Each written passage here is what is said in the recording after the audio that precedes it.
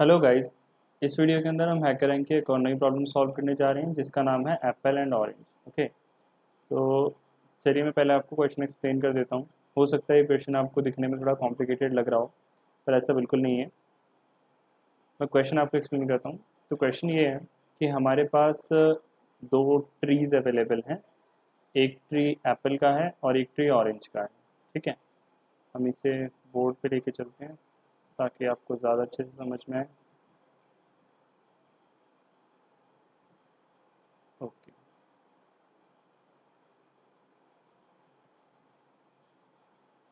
ठीक है। तो एक ट्री हमारे पास एप्पल का है। ये ट्री हमारे पास एप्पल के लिए है और यहाँ ऑरेंज के लिए। ठीक है, अब करना ये है, सैम का घर इस रेड पोर्शन में है। ओके, सैम का घर यहाँ से स्टार्ट होकर यहाँ तक में है।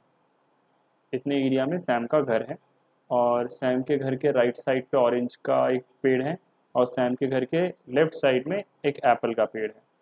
ठीक है, तो ये एरिया सैम के घर का एरिया है। ये चीज़ हमें याद रखनी है। इसके बाद हो ये रहा है कि इस पेड़ से कुछ ऑरेंजेस टूट के गिर रहे हैं, कुछ इस तरफ गिर रहे हैं, कुछ इस तरफ गिर रहे हैं। ठीक है, और इस पेड़ से कुछ एप्पल टूट के इस तरफ गिर रहे हैं और कुछ एप्पल टूट के इस तरफ गिर रहे हैं।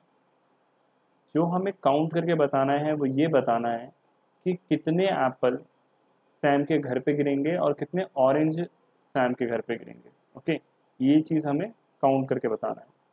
अब ये हमें किस तरह से हम ये चीज़ बता सकते हैं, तो पहले हम इनपुट्स के बारे में समझते हैं। जो हमें इनपुट्स क्या क्या मिलेंगे। सबसे पहली चीज़ हमें ऐसा सोच के चलना है कि हम एक नंबर लाइन पे खड़े हैं। आई होप आपको पता हो नंबर लाइन क्या होता है। नंबर लाइन एक नंबर्स का सीक्वेंस है। जैसे हमारे सेंटर में ज़ीरो होता है एंड फिर वन टू थ्री, इधर सारे पॉजिटिव नंबर्स और इधर सारे नेगेटिव नंबर्स। तो हमें ऐसा सोच के चलना है कि हम एक नंबर लाइन पे खड़े हैं और ये जो है ये हमारा ओरिजिन पॉइंट है, ज़ीरो वाला पॉइंट। ये हमारा ओरिजिन पॉइंट है। ठीक है, ऐसा हम सोच के चलेंगे।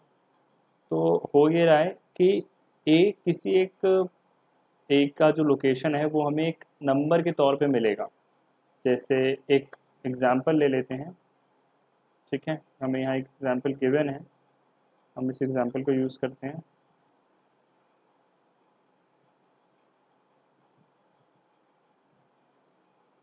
ठीक है, तो जैसा यहाँ देख सकते हैं, Sam house is between S equals to 7 to T equals to 10। Starting point Sam के हाउस का 7 है। स्टार्टिंग पॉइंट सैम के हाउस का 7 है और एंडिंग पॉइंट सैम के हाउस का 10 है। ठीक है, इसके बाद apple tree is located at A equals to 4। Apple tree जो है वो ए इक्वल्स टू 4 पे लोकेटेड है and orange tree is located eight 12। और ऑरेंज ट्री जो है वो बी इक्वल्स टू 12 पे लोकेटेड है। इसके बाद हमें कहा है कि there are 3 apples. Okay, there are 3 apples and 3 oranges. तो 3 एप्पल और 3 ऑरेंज इस पेड़ से गिरे हैं।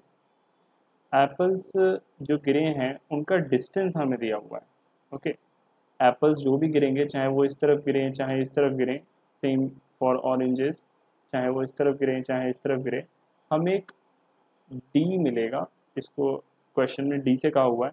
हमें एक डी नंबर मिलेगा जो ये बताएगा कि इस पॉइंट से एप्पल या ऑरेंज कितनी दूर तक गिरे। जैसे अगर मैं इस तरफ की बात करूँ तो ये 12 पॉइंट पे हम खड़े हैं, पेड़ 12 पॉइंट पे खड़ा है। और अगर यहाँ से कोई ऑरेंज गिरता है जो कि D2 के साथ गिरता है। डी बेसिकली क्या बता रहा है कि कितने डिस्टेंस तक वो ऑरेंज जाएगा। तो अगर 2 के साथ वो गिरा है तो वो ऑरेंज जाकर 14 पे गिरेगा।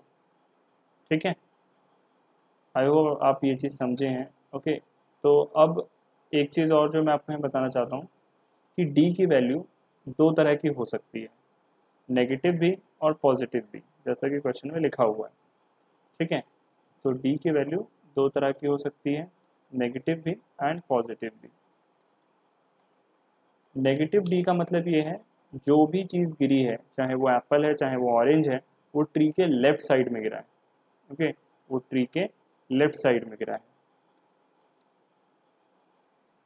और अगर डी पॉजिटिव है, अगर डी पॉजिटिव है, इसका मतलब एप्पल है या ऑरेंज वो ट्री के राइट साइड पे गिरा है। ठीक है, तो अगर मैं इस ट्री के लिए बात करूं तो एप्पल वाली ट्री के लिए अगर डी हमारा पॉजिटिव होता है तो ही वो सैम के घर के साइड गिरेगा, तो ही वो सैम के घर के साइड गिरेगा। अगर नेगेटिव है तो सैम के घर के साइड पे नहीं गिरेगा, वो इस तरफ गिरेगा, तो उसे कंसिडर करना हमारे लिए कोई फ़ायदे की बात है नहीं। ठीक है, वो इस तरफ चाहे कितने भी दूर गिरे उससे हमें क्या फ़र्क पड़ता है। Same goes for orange tree. अगर यहाँ पर हमें जो डी मिलता है वो अगर नेगेटिव मिलता है, अगर डी नेगेटिव मिलता है तो ही वो हमारे काम का है। ओके, अगर डी हमें नेगेटिव मिलता है तभी वो हमारे काम का है। अगर पॉजिटिव मिलता है इसका मतलब वो ऑरेंज इस तरफ गिरेगा, तो वो सैम के घर पे कभी गिर नहीं सकता। ठीक है, तो ये चीज़ थोड़ा यहाँ से आपको ऑब्जर्वेशन मिलेगा। वैसे बेसिकली इस चीज़ को आप कोड में नहीं भी लिखेंगे इस कंडीशन को तो भी ये क्वेश्चन सॉल्व किया जा सकता है, पर यहाँ से आप थोड़ी थोड़ी ऑब्जर्वेशन करना सीख सकते हैं कि यहाँ क्वेश्चन में हमें इन चीज़ों को ऑब्जर्व करना होता है। ठीक है, तो अब हम एग्जाम्पल पे चलते हैं जो हमें दिया हुआ था कि हमें एप्पल्स जो मिले हैं, जो एप्पल्स गिर रहे हैं उनके लिए डी है ये। ठीक है, ये जो हमें एरे मिला है ये डी है। पहला एप्पल +2 पे गिरा है, +2 यानी इस तरफ +2, तो 4 से +2 यानी 6 पे गया है वो। ठीक है, फिर +3, तो 4 से +3 यानी 7 पे गिरा है वो। इसके बाद 4 से -4 यानी कि वो 0 पे गिरा है इस तरफ, तो इस एप्पल को तो हम बिल्कुल भी कंसीडर नहीं करने वाले। हमारे लिए ये दोनों एप्पल काम के हैं, तो इन दोनों एप्पल में ये जो है ये वाला एप्पल सैम के घर पर गिरा है, क्योंकि सैम का घर स्टार्ट 7 से हो रहा है और ये एप्पल 7 पे ही गिरा है, तो इंक्लूसिव रेंज में आता है। ठीक है, और अगर हम यहाँ ऑरेंजेस की बात करें तो ऑरेंजेस में पहला 3 मिला है, पॉजिटिव है, तो पॉजिटिव तो हमें चेक ही नहीं करना क्योंकि वो उस तरफ गिरेगा। ठीक है, राइट साइड पे गिरेगा। तो नेगेटिव को देखते हैं, तो 12 से -2 अगर हम करें, 12 से -2 अगर हम करें तो वो जाएगा हमारा 10 पे। ठीक है, तो एक ऑरेंज हमारा यहाँ गिरा है 10 पे। इसके बाद अगर हम -4 पे जाएं तो 12 - 4 8 पे, तो आई थिंक यहाँ कहीं। ठीक है, तो इसका मतलब ये होता है कि हमें जो हमारा जो ऑरेंज गिरा है वो एक यहाँ गिरा है, एक यहाँ। तो सैम के घर पे बेसिकली 3 चीज़ें गिरी हैं जिसमें से एक एप्पल है और 2 ऑरेंज है। ठीक है, आई होप आपको एग्जाम्पल क्लियर हुआ है अच्छे से। तो चलिए अब इसके लिए हम थोड़ा सा कोड लिखते हैं और फिर देखेंगे इसे आगे कैसे कंटिन्यू करना है। ओके, तो सबसे पहले हम इनपुट्स को समझ लेते हैं किस तरह से मिलेंगे। इनपुट के लिए हमें सबसे पहले एस और टी मिलेगा। ठीक है,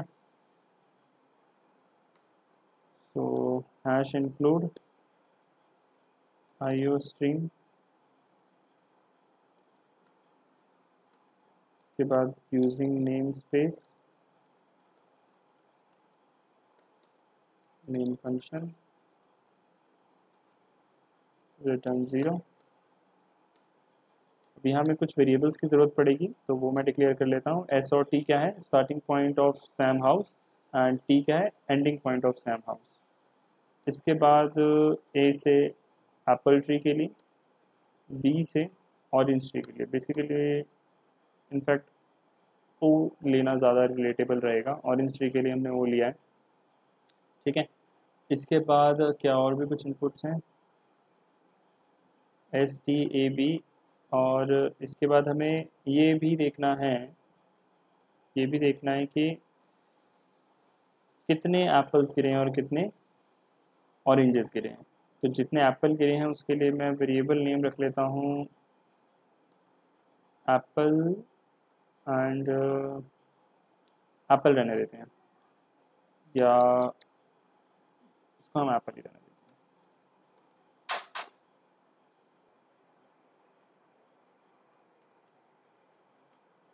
नंबर ऑफ एप्पल। ठीक है, तो जितने एप्पल गिरने वाले हैं वो हम इसमें स्टोर करवाएंगे। इसके बाद नंबर ऑफ ऑरेंजेस, ठीक है। तो हम इनपुट लेते हैं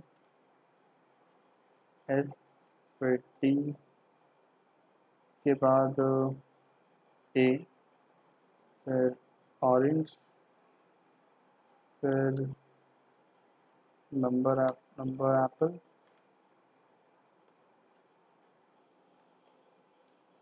ओके। इसके बाद हम एक एरे बनाएंगे। एक बार हम इनपुट देख लेते हैं किस तरह से।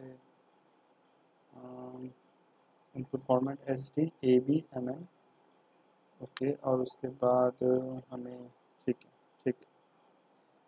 तो इसी के साथ हम नंबर ऑफ ऑरेंज भी इनपुट ले लेते हैं।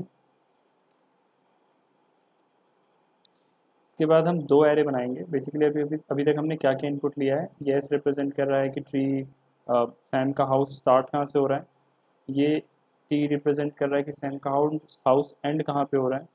ये ए रिप्रेजेंट कर रहा है कि एप्पल वाला ट्री कहाँ पर है। ओ रिप्रेजेंट कर रहा है कि ऑरेंज वाला ट्री कहाँ पर है। नंबर एप्पल रिप्रेजेंट कर रहा है कि कितने नंबर ऑफ एप्पल्स गिरे हैं पेड़ से, ट्री से गिरे हैं कितने नंबर ऑफ एप्पल्स। और नंबर ऑरेंज रिप्रेजेंट कर रहा है कि कितने नंबर ऑफ ऑरेंजेस गिरे हैं ऑरेंज ट्री से, ठीक है। तो हम एक एरे बनाते हैं जिसका हम नाम देते हैं एरे एप्पल, ओके। और इसका साइज होगा नंबर एप्पल जितना साइज होगा इसका। और हम एक और एरे बनाएंगे, एरे ऑरेंज के लिए। और इसमें हम सेव करेंगे नंबर, ये जो होगा वो साइज़, इसका साइज़ होगा नंबर ऑरेंज। तो बेसिकली इसमें हमारे पास डेटा टाइप थोड़े वेरिएबल्स की हमें ज़रूरत थोड़ी ज़्यादा है, तो इसको थोड़ा ध्यान रखना होगा कि गलती ना हो इसमें। इसके बाद हम इनपुट्स ले लेते हैं एरे एप्पल और एरे ऑरेंज के लिए। तो एक फॉर का लूप रन करते हैं। Integer I equals to 0 to I is smaller than number apple and I plus plus. और यहाँ हम Cin लेंगे एरे एप्पल में, ठीक है। एंड ऐसा ही एक सेम लूप हम रन करेंगे ऑरेंज के लिए, नंबर ऑरेंज। और एरे एप्पल के आई इंडेक्स में हमें इनपुट लेना है और यहाँ ऑरेंज के आई इंडेक्स पर हमें इनपुट लेना है, ठीक है। तो अभी तक हमने जो काम किया है वो मैं आपको बता देता हूँ। सबसे पहले हमने एस टी को इनपुट लिया, फिर ए बी को, फिर एम एन को, और उसके बाद एम स्पेस सेपरेटेड इंटीजर्स हमें मिले हैं वो हमने इनपुट लिया है। इसके बाद एन सेपरेटेड इंटीजर्स मिले, ये हमने इनपुट लिया है, ठीक है, फाइन। तो अब चलते हैं अपने सॉल्यूशन अप्रोच की तरफ कि हम इसे किस तरह से सॉल्व करेंगे। तो सबसे पहले अगर मैं एप्पल ट्री की बात करूँ, सिर्फ एप्पल ट्री की, तो एप्पल ट्री में हमें उन्हीं डी को कंसीडर करना है, उन्हीं एप्पल्स को कंसीडर करना है जो कि प्लस डिस्टेंस के साथ गिरे, ठीक है, पॉजिटिव डिस्टेंस के साथ गिरे हैं, तभी वो सैम के हाउस पर गिर सकते हैं। तो हम एक लूप रन करते हैं यहाँ,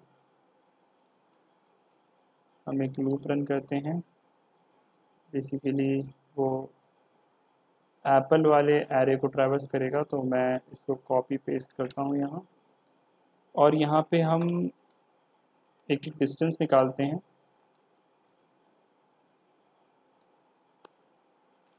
ठीक है। इस एरे में क्या स्टोर था, इस एरे में स्टोर था कि एप्पल कितने डिस्टेंस पर गिर रहा है। तो हमने पहला डिस्टेंस निकाला। हर बार हम एक एक डिस्टेंस निकालेंगे हर लूप में कि कितने डिस्टेंस पे एप्पल गिर रहा है। तो अगर वो डिस्टेंस जो है पॉजिटिव होगा तभी हम उसे कंसीडर करेंगे। पॉजिटिव होने के लिए उससे ग्रेटर देन ज़ीरो होना पड़ेगा। तो अगर ग्रेटर देन ज़ीरो है तो हाँ वो पॉजिटिव है, ओके। और यहाँ हम एक गलती कर रहे हैं, वो ये है, हमारे एरे का नाम था एरे एप्पल, तो अगर वो पॉजिटिव है इसका मतलब क्या है कि वो गिरा तो इस तरफ है। ओके, अगर पॉजिटिव है तो इसका मतलब ये है कि वो गिरा तो इस तरफ है, पर क्या वो सैम के हाउस तक पहुंचा है या नहीं, ये बात हम कैसे पता करेंगे? ये हम पता करेंगे ए में, एप्पल ट्री के पोजीशन में उस डी को प्लस करके। ओके, हम क्या करेंगे कि ए में प्लस करेंगे इस डिस्टेंस को, और अगर ये डिस्टेंस इस पे गिरा है इसका मतलब क्या है?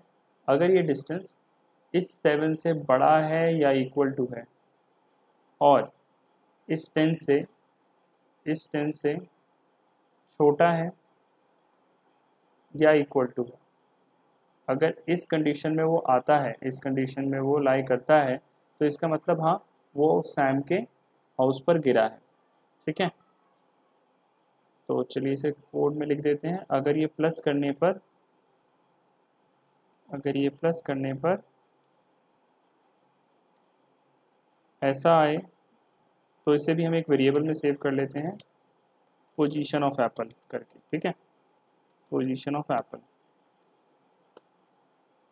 तो अगर ये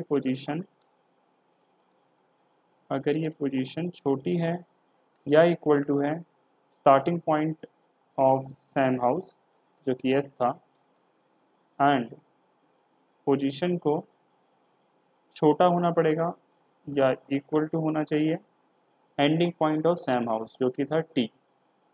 ठीक है, यहाँ एक चीज़ हम गलती कर रहे हैं, ग्रेटर देन होना चाहिए, क्योंकि सैम के हाउस से स्टार्ट हो रहा है तो इस तरफ होगा, बेसिकली इस तरफ होगा, तो 7 से बड़ा होना चाहिए। ठीक है, ओके, अगर ऐसा होता है तो इसका मतलब वो सैम के हाउस पे गिरेगा। तो एक आंसर होगा, वेरिएबल हम बना लेंगे जिसमें हम इंक्रीमेंट कर लेंगे कि हाँ ये एक हमारा आंसर है। ठीक है, तो एक आंसर नाम का वेरिएबल यहाँ क्रिएट कर लेते हैं और इसे इनिशियलाइज कर लेते हैं 0 से। ठीक है, तो हमने एप्पल वाला केस सॉल्व कर लिया है। ओके, तो अब ऑरेंजेस के लिए चलते हैं। तो ऑरेंजेस के लिए हम ऐसा एक लूप रन करेंगे और इस लूप के अंदर भी हम सेम काम ही करेंगे ऑलमोस्ट।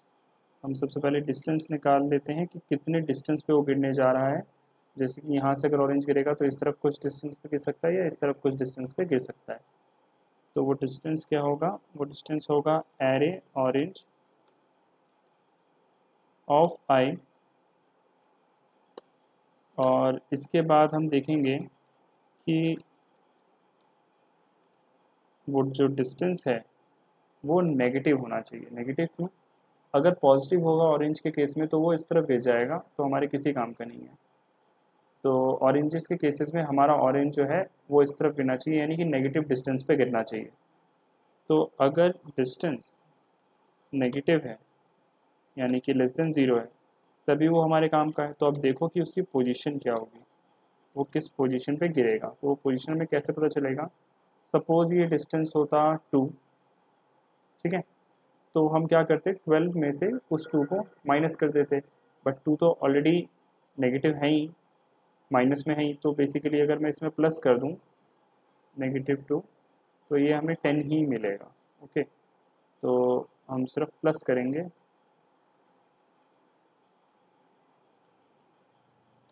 प्लस करने के लिए हमारे पास किससे हमें प्लस करना है? तो ट्री के पॉइंट से, ट्री के लोकेशन से, और ऑरेंज वाला जो ट्री है वो बी पॉइंट पे स्टोर्ड है। ये देखिए ऑरेंज वाला जो ट्री है वो बी पॉइंट पे है। ठीक है, तो हम बी में प्लस करेंगे जैसा हमने पिछली बार ए में प्लस किया था। तो बी प्लस डिस्टेंस। अब ये देखना है कि क्या वो पोजीशन जो है, क्या वो पोजीशन, अच्छा बी को हमने एज ओ सेव किया था क्योंकि ऑरेंज ऑफ ट्री। ओके, अब हमें ये देखना है कि क्या वो पोजीशन फिर से इसी बाउंड्री एरिया में है या नहीं। तो मैं सिंपली ऊपर से इफ कॉपी करके यहाँ पेस्ट कर देता हूँ, कंडीशन सेम ही होगी। ठीक है, तो आई थिंक हमारा कोड कंप्लीट हो चुका है। अब हमें यहाँ पर अपना आंसर प्रिंट कर देना चाहिए बस। तो चलिए रन करके देखते हैं एक बार हमें सही आंसर मिलता है या नहीं। ठीक है, तो हमारा रॉन्ग आउटपुट है, एक्सपेक्टेड आउटपुट था 1 एंड 1। अच्छा, तो हमें दोनों के आंसर्स अलग अलग प्रिंट करने हैं, ठीक है। तो यहाँ हम दो वेरिएबल्स क्रिएट कर लेते हैं, एक होगा एप्पल आंसर और एक होगा ऑरेंज आंसर,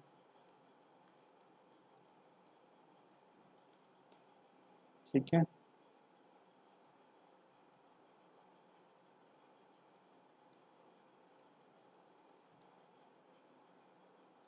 और यहाँ भी हम चेंज कर लेते हैं,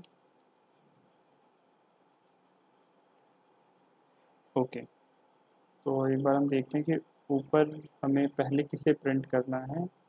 आउटपुट फॉर्मेट में कहा है फर्स्ट इंटीजर था, ओके। फर्स्ट इंटीजर हमें एप्पल के लिए प्रिंट करना है और फिर ऑरेंज के लिए। तो आंसर फॉर एप्पल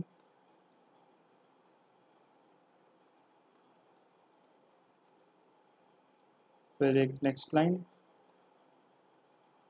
फिर ऑरेंज आंसर।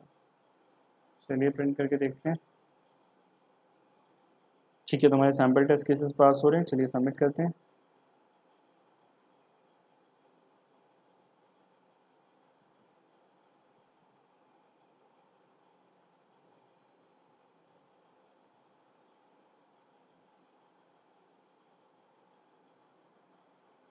ठीक है, तो हमारा क्वेश्चन सबमिट हो रहा है।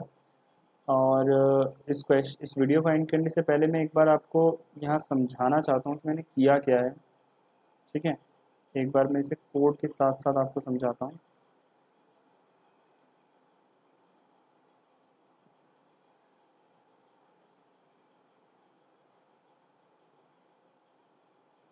ठीक है, तो देखिए सबसे पहले यहाँ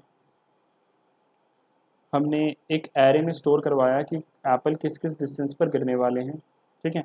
इसके बाद हमने एक लूप रन किया और उन सारे डिस्टेंस को एक वेरिएबल में सेव किया एज डिस्टेंस। और एप्पल के लिए हमने ये देखा कि अगर पॉजिटिव डिस्टेंस पे गिरा है तभी हम उसे कंसीडर करेंगे, वरना नहीं करेंगे। तो अगर पॉजिटिव है, अगर डिस्टेंस ग्रेटर देन 0 है, तो क्या करो कि ये पता लगाओ कि वो किस पोजीशन पे गिरा है। और वो कैसे पता लगाएंगे हम, ट्री के पोजीशन में प्लस कर देंगे उस डिस्टेंस को जितने डिस्टेंस पे वो गिरा है। तो जहाँ वो एप्पल गिरेगा वो पोजीशन हमें मिल जाएगी, ठीक है। और उस पोजीशन को हम चेक कर लेंगे कि क्या वो सैम के हाउस के रेंज में आ रहा है या नहीं, इस रेंज में आ रहा है या नहीं, ठीक है। वो इस इफ़ ने किया है। इसके बाद सेम लूप हमने ऑरेंज के लिए भी रन किया है। ऑरेंज के लिए हमने एक एरे में स्टोर करवाया था कि कितने डिस्टेंस पर ऑरेंजेस गिरने वाले हैं या गिरे हैं। और एक एक करके हमने सभी डिस्टेंस को निकाला और ये देखा कि क्या वो डिस्टेंस नेगेटिव है, क्योंकि पॉजिटिव डिस्टेंस का मतलब है कि ऑरेंजेस इस तरफ गिरे हैं। तो अगर वो नेगेटिव है तभी हम उसको कंसीडर कर रहे हैं। और यहाँ पे हमने फिर उसी तरह पोजीशन कैलकुलेट किया है, उस ट्री के ऑरेंज ट्री के पोजीशन में प्लस किया है हमने जो ऑरेंज का फॉलिंग पॉइंट है, जिस डिस्टेंस पे वो गिर रहा है। और इसके बाद हमने ये चेक किया इस इफ़ के द्वारा कि क्या वो इस सैम के हाउस के रेंज में आ रहा है या नहीं। और इसके बाद हमें आंसर्स मिल गए, अपने एप्पल आंसर और ऑरेंज आंसर, कि कितने एप्पल इस घर के ऊपर गिरेंगे और कितने orange, okay. So I hope आपको ये एक्सप्लेनेशन समझ में आया होगा, ओके। एंड मिलते हैं आपसे नेक्स्ट वीडियो में। Thank you for watching the video.